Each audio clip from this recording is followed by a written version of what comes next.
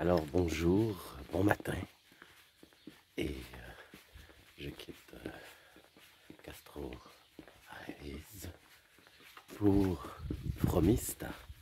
Alors aujourd'hui c'est une bonne journée parce que je fais à peu près 25 km, donc un peu plus que d'habitude, mais ça devrait bien aller. C'est relativement plat et il fait beau. Je vous montrer le ciel. Vous voyez, le ciel est tout rose. Et regardez le ciel.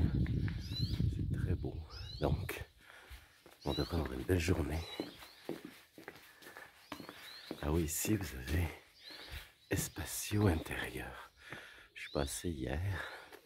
Eh bien, c'est un endroit pour la zénitude. Tu viens là et tu relaxes.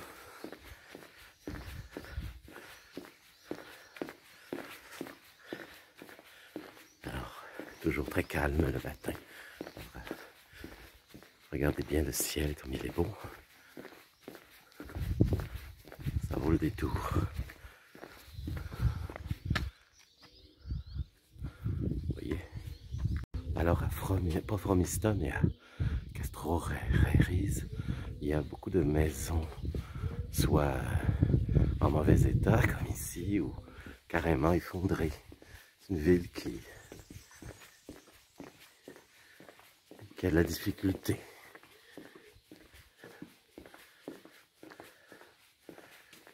Et sur l'église, vous voyez ici, on est sur le parvis de l'église. Il y a des têtes de mort, c'est assez particulier. On se croirait chez les pirates. Vous voyez ici. Et ce que je lis ici, c'est qu'il y a un genre d'ossuaire. C'est pour ça qu'il y a des têtes de mort.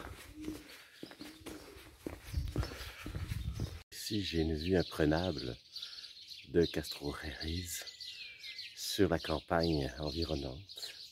Alors, vous êtes prêts? Une super vue qui en vaut la peine, je crois.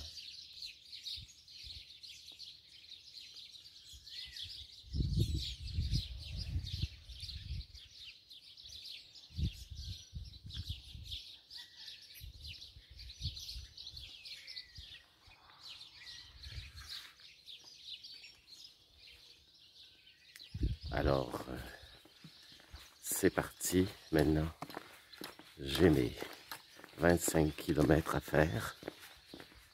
Alors, j'ai bien dormi. La température est parfaite. Alors, tout va bien. Je peux y aller. Alors, quand je vous dis qu'il y a plein de maisons abandonnées, en ruine, en voici le 61. Voilà ce que ça donne. Et justement, notre auberge où je dormais, le gîte, ben, il y avait une maison complètement effondrée juste à côté. Ah, une petite fontaine, très bien. Alors, c'est ça. Là, je vais monter une montagne. Je dois avoir une super vue sur cette montagne. Vous voyez le chemin qui est... Ben, vous le voyez pas là. On va mieux le voir, attendez.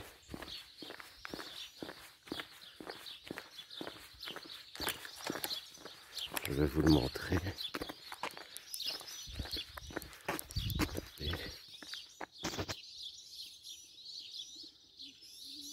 Vous voyez ce chemin-là. Vous voyez, je ne sais pas si vous voyez à l'intérieur. Dans la montagne, il y a une ligne blanche en diagonale. Ben, ça, c'est le chemin que je vais prendre. Alors là, vous voyez mieux le chemin que je vais emprunter. Vous voyez ici, qui va monter. Et Ce qui est bien dans cette montée, pas que je cours après les montées, c'est que j'aurai une super vue à vous montrer là-haut, une vue de la région, j'en suis sûr. Alors c'est pour ça que je suis content quand même. Alors je suis rendu en haut et là je vais vous montrer la vue imprenable sur la région. Je suis assez content de vous montrer ça. Êtes-vous prêts? On y va. Voilà. Alors, la route continue ici. Ici, il y a un parc éolien. Et on voit ici Castro Reyes, au loin, que je viens de quitter. Vous voyez, la montagne, elle n'est pas encore atteinte, mais j'avais tellement hâte de vous montrer la vue. Alors voici le pont, hein, le point le plus élevé de notre montée. Et ce qui est bien, c'est qu'ils ont aménagé une petite halte pour les pèlerins. On va aller jeter un coup d'œil sur ces petites haltes.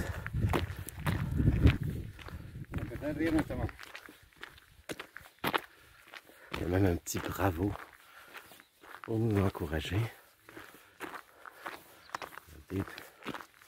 Bravo. Et on peut s'asseoir, relaxer quelques instants et repartir. Parce que le chemin n'est pas terminé. Alors, j'ai une vue encore plus belle à vous montrer. C'est l'autre versant de la montagne. Et là, on reconnaît très bien la Meseta. Alors, préparez-vous, go! Alors, voyez ici, on reconnaît très bien la Meseta, cette grande plaine de blé. Et vous voyez très bien le chemin que je vais emprunter. Au loin, on voit la lumière du soleil. Malheureusement, le vent souffle dans mon dos, alors j'aurais souhaité que les nuages, en fait, le soleil s'approche de moi, ce qui n'est, j'ai peur que ça ne soit pas le cas. Donc, on va pas en demander trop, au moins il pleut pas. C'est ça. Alors, je voulais vous montrer absolument ce paysage à couper le souffle. Malheureusement, c'est couvert. C'est pas aussi beau que ça pourrait être, mais ça vous donne une bonne idée de ce que peut être la Meseta, cette grande plaine infinie sur laquelle je vais marcher encore quelques jours. Alors mon vœu est presque exaucé. Regardez, à droite où je m'en vais, c'est bleu, et à gauche d'où j'arrive, c'est gris. Et tranquillement, la Meseta se dégage et fait apparaître ses couleurs et sa lumière. Alors je sens le café qui s'en vient parce que j'ai pas pris mon café du matin. Ce matin, vous savez, quand on part à 6h30 du matin, tous les bars, ou cafés ou quoi que ce soit, tout est fermé. Alors on doit s'en passer et attendre le prochain village. Je pense que c'est Itero de Vega, je suis pas sûr, qui s'en vient.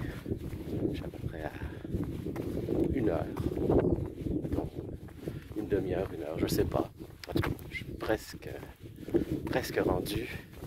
Et ce qui me fait accélérer, c'est de prendre un bon café avec quelque chose à grignoter avec ça pour accompagner mon café. Ils ont plein de des petites choses au bar, toujours bien équilibrées. Alors, je vais patienter encore peut-être 1 heure max pour mon café. Alors, je voulais vous montrer les foins. On a ramassé les foins et on a coupé les foins et on a fait des beaux ballots. C'est très joli. Et quand je regarde le sol, il y a eu de la pluie. Je me dis, ah ben, il fait beau. J'ai échappé à la pluie. Mais je sais que la météo annonce de la pluie pour après-demain. Demain ou après-demain, en tout cas. Il y a de la pluie qui s'en vient. Alors, j'espère qu'ils vont se tromper. Mais pour le moment, je pense à mon café qui s'en vient. Alors, vous voyez, il y a un pont qui date de l'époque romaine. Si je ne me trompe pas, il y a sûrement des indications. Et juste au bord de ce pont, c'est le village de Higuero de Vega. Et je vais pouvoir donc enfin prendre mon petit déjeuner, pour être en forme pour le restant de la journée. Alors ce pont n'est pas aussi vieux, ne date pas de l'époque romaine. C'est le Puente de Higuero del Castillo, mais il date quand même de 1072. En fait, il a été bâti par Alfonso VI, un roi d'Espagne, de 1072 à 1109. Et il sert encore. Vous voyez, il y a une lumière. Alors les autos doivent attendre chacun leur tour parce qu'il n'y a pas assez de place pour deux voies. En 1072, évidemment, ils n'ont pas pensé. Les charrettes suffisaient. Ils passaient très bien là-dessus. Alors c'est un superbe pont qui a 1000 ans, qui a près de 1000 ans. Alors, même s'il ne date pas de l'époque romaine, c'est quand même quelque chose. Et il traverse une assez grande rivière, vous allez voir. Il ne l'avait pas construit pour rien. Vous voyez la rivière qui est assez grande. Donc le pont a vraiment été bénéfique, j'imagine, pour la région. Et ils ont pensé à faire des petites réserves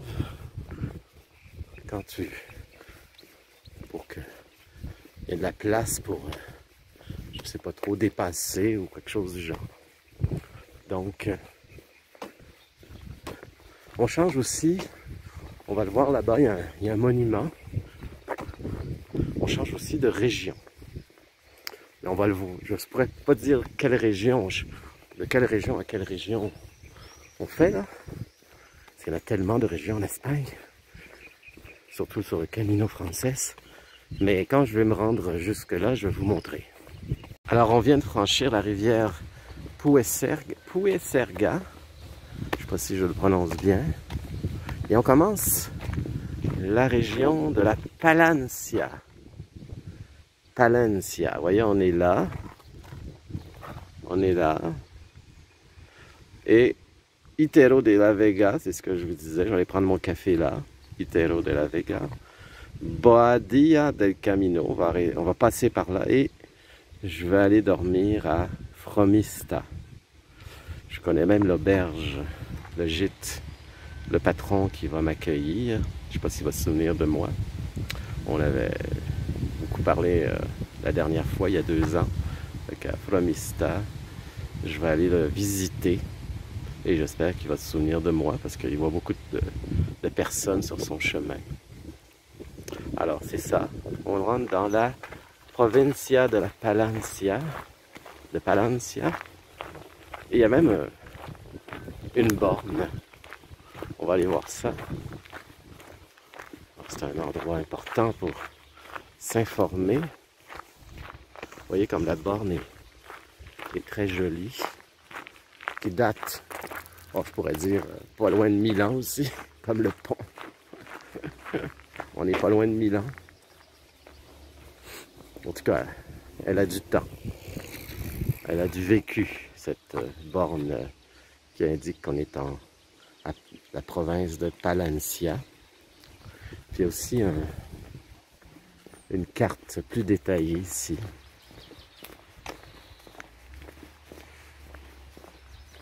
Jusqu'à Santiago. Alors de tous les villages que je vais croiser jusqu'à Santiago, vous voyez en haut, Et il y a même ce qu'on appelle des voies alternatives. Vous voyez, il y a des gens pour voir d'autres villages, des endroits qu'on veut visiter. Alors, je vais aller prendre mon café. Hein, c'est bien beau d'expliquer, mais il faut que je prenne mon café. Alors, vous voyez ici une très belle murale qui annonce le village où je suis, Itero de la Vega, et qui nous accueille en disant Buen Camino. Alors, ils accueillent les pèlerins avec joie. Il y a un beau petit parc en meilleur état que ce que j'avais vu à un moment donné. Tout broussailleux, mais ici il est très bien, en parfait état. Ah oui, attention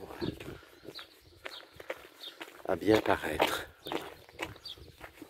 Tout est bien entretenu. Vous voyez le café là-bas, qui est au bout de la route là. Ça va être mon café. Alors voici mon déjeuner. Il est 10 h, alors je commence à avoir faim après 2 heures que je marche, 2h30. Donc il était temps. Alors je pense que ça va faire du bien. Voici l'église de Boadillas del Camino. Regardez bien le nid de cigogne en haut, est immense. Au-dessus du clocher, là, le tas de branches, c'est le nid de cigogne. C'est fou. Comment c'est gros. On va faire le tour un petit peu de l'église, qui a l'air assez massive. Oui, une belle colonne. Très belle et très décorative.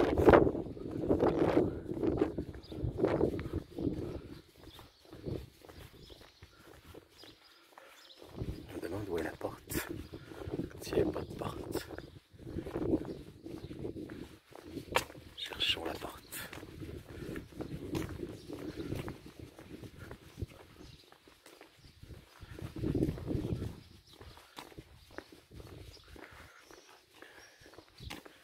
Est-ce que c'est ici? Bizarre. Une église. Ah, là voilà. Évidemment, elle est fermée. Tant pis. Alors, je filme cette genre de grange. On dirait qu'elle est faite en terre. Alors, c'est la première fois que je vois ça. Peut-être qu'en Espagne, on retrouve ça à quelques reprises, mais c'est très particulier. Avec des trous dedans pour l'aération, je sais pas trop. Une grange en terre. Très typique, j'imagine, de l'Espagne. Alors j'arrive au canal de Castille, en même temps qu'une cargaison de touristes qui viennent de faire un tour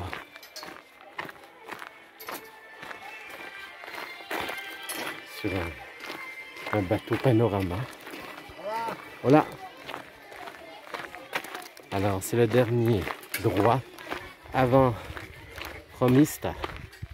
Alors j'ai l'impression de marcher sur le canal du Midi, mais non, je ne suis pas en France, je suis en Espagne. Un très beau canal, celui de Castille, comme vous pouvez le voir. Alors ça fait à peu près 4 km avant Fromista. Et c'est vraiment très beau. Ça vaut le détour. Et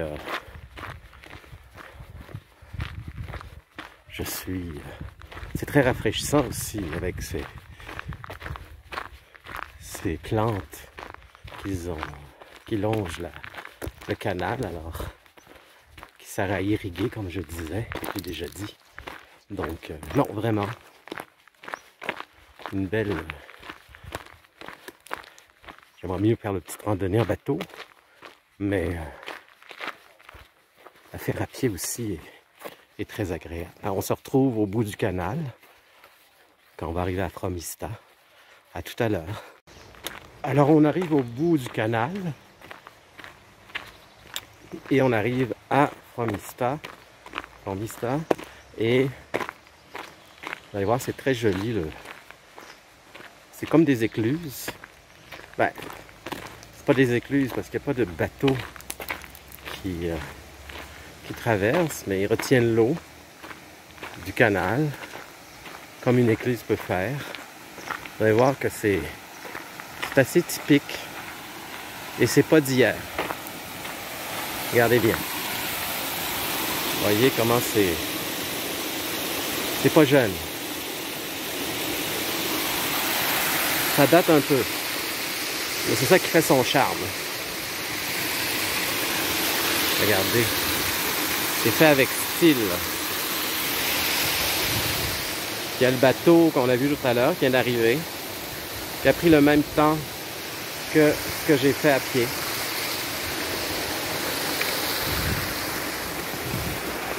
Alors là, je vais aller à mon albergue, en espérant qu'il y ait de la place. Sinon, j'irai ailleurs, c'est tout. C'est pas les places qui manquent. Alors, je suis à l'albergue La Luce des Formistas. Et à l'entrée, il y a un immense chevalet de peinture parce que le patron, qui est un peu mon ami, parce qu'il a rendu un grand service. Et il y a 2 ans, quand je suis venu, juste avant la... Vous voyez, c'est ça, c'est l'albergue de Luz de Fromista. Et il y a 2 ans, alors j'étais venu dormir à son albergue et j'avais eu des problèmes avec mon équipement. Et il m'a vraiment, mais vraiment bien dépanné. Et pour le remercier, je voulais le remercier personnellement, même si je l'avais déjà remercié. Je voulais le remercier encore une fois, vu que je passais dans le coin. Et il se souvenait de moi. Il était content de me revoir. Et j'ai dit que ça allait bien depuis ce temps-là. Et maintenant, je continue le chemin que j'avais pas pu finir il y a 2 ans à cause de la pandémie. Et là, il était bien content pour moi. Fait que c'est ça, j'ai pu revoir mon ami Gabriel, et qui parle très bien français d'ailleurs aussi. Et en tout cas, il m'a très bien accueilli et j'en suis bien heureux. Faire ce qu'il fait, je peux vous dire, ça demande un sacrifice incroyable. Accueillir les pèlerins, être toujours à leur écoute, ce que je peux pas imaginer, c'est tout ce qui se fait de bien. Alors merci Gabriel, si tu vois cette vidéo, je te remercie beaucoup. Alors là, je suis de mon albergue juste en face de l'église San Pedro, qui est une église, c'est ici. On va regarder ça. Et on va finir notre journée avec cette église. Je sais pas si le soleil, ça aide pas trop, hein. Mais en tout cas, on va aller regarder l'intérieur. En tout cas, c'est massif. C'est une église très massive. Et vu que souvent les églises sont fermées, alors la dernière fois j'avais dit qu'on irait voir la collégiale de la Vierge et fermée. Alors elles sont souvent fermées. Là elle est ouverte, alors on va se concentrer sur l'intérieur.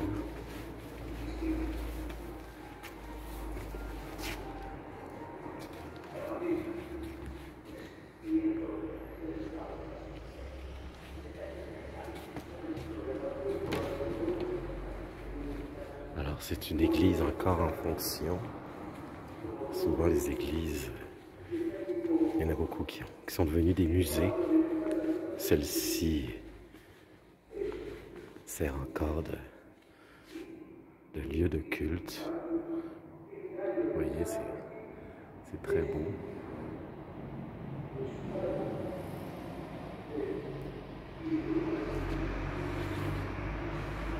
Très beau.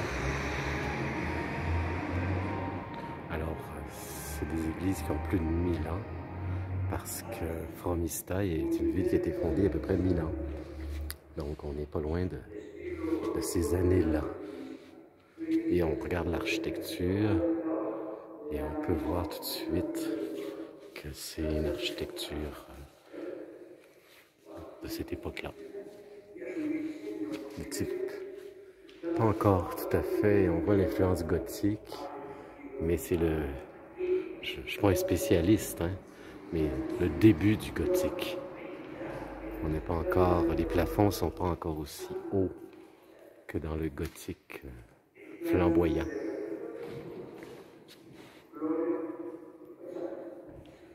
Alors, ça termine notre journée.